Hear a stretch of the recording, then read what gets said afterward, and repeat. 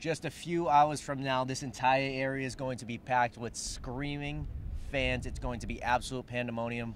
Hello, everyone. I'm Kirby Paulson. Joined alongside me is Gabbi, Riggi. Gabbi, how you doing this morning? I'm doing really good, Kirby. I'm ready to see some good hockey tonight. And good hockey is what you're going to get. It's the famed Quinnipiac-Yale hockey game that Quinnipiac fans love oh so very much. But we've got some big implications for the Quinnipiac team this weekend. If you look at the standings, they're right there. Yeah, absolutely, Kirby. At this point, if they take out a couple of points this weekend, in addition to Clarkson dropping a few, there's a real opportunity for them to secure a home seed. They've gone multiple years with having their first round of playoff games here in Hamden.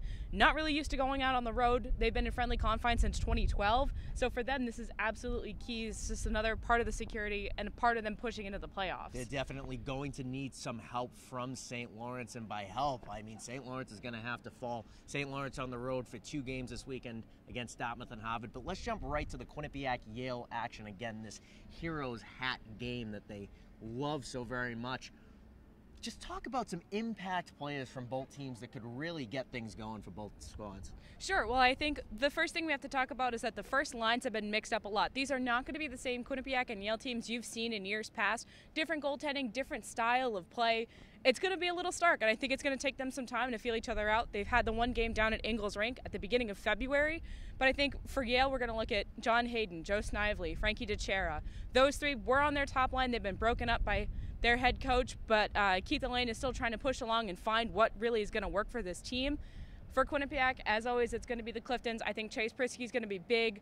If it gets to be chippy, because Yale is still a bit of a big team, Kirby, they're going to end up with some chances on the power play, and I think with that, that's going to lead to Prisky trying to really find his element and contribute offensively in that element. Quinnipiac's been cycling goalies all season. You never really know who's going to start until right before game time. Who do you see in that? Because Yale's in the same situation in that we're really not sure who the favored starter for this one is. Yeah, absolutely. I'll start with Yale. They've had between Patrick Spano and Sam Tucker. Tucker has played the last couple games. He looked good last weekend out against Harvard and Dartmouth. But it's still kind of an idea. I think we might be leaning towards Spano, even though Tucker has played well. And I think we might see Shortridge. Shortridge has really come around these last few weeks.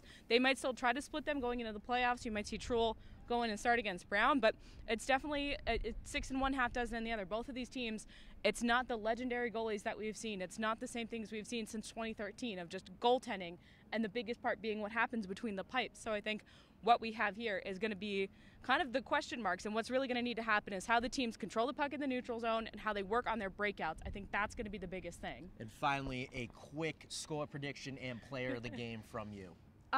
Score prediction, I'm not doing any. It's either going to go one way or another. I think we're going to see a 2-1, 1-0, or it's going to be a 6-3. I don't think it's going to be anything one way or another. We've seen a lot of 4-2 games out of the 2 teams with Quinnipiac winning. I think the biggest thing that Quinnipiac has had problems with going in this season is buying in, and I think this is a game they always buy into. They always get everybody to rally around this point. So I think seeing that, the Bobcats will most likely come away with the win. We'll see what happens in finishing the weekend against Brown, but again, that's another day. Yeah, no, for me personally, I think it's going to be a 4-3 Quinnipiac victory. But again, these games aren't easy, especially with such high implications going into the weekend.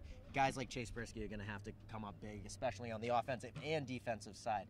That'll do it for us here up at the bank. Again, game time is scheduled for around 7 p.m. tonight. Me and Gabbi will have the call. For QBSN, make sure to follow us on Twitter and follow the broadcast throughout the rest of the evening. And have a good rest of your day.